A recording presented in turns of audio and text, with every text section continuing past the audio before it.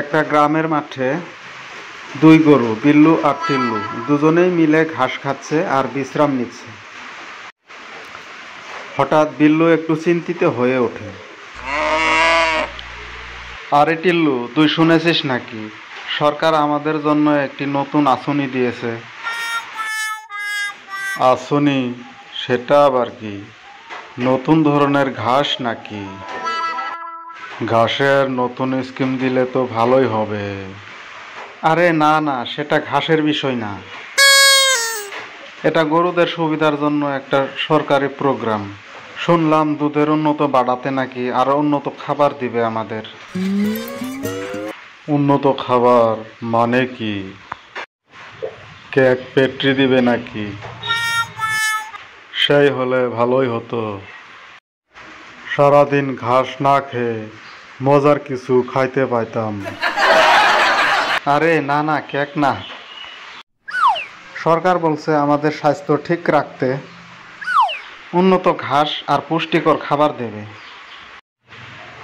যাতে আমরা আরো বেশি দুধ দিতে পারি। হা হা হা হা। দুধ তো আগে খাওয়া লাগে, তাই না?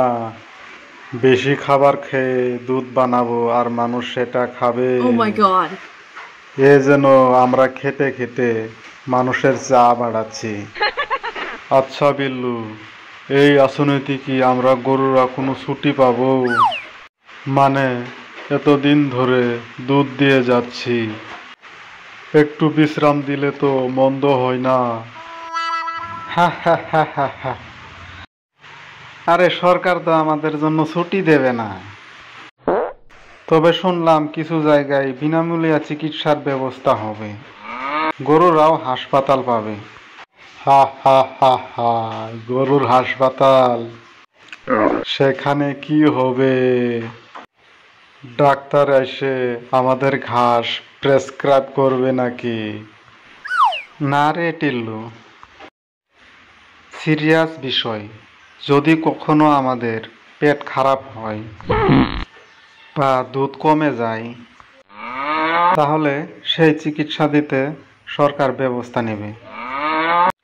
আরে দাদা, তুই এমন ভাবে বলছিস যেন গরুদেরও মেডিকেল চেকআপ লাগে।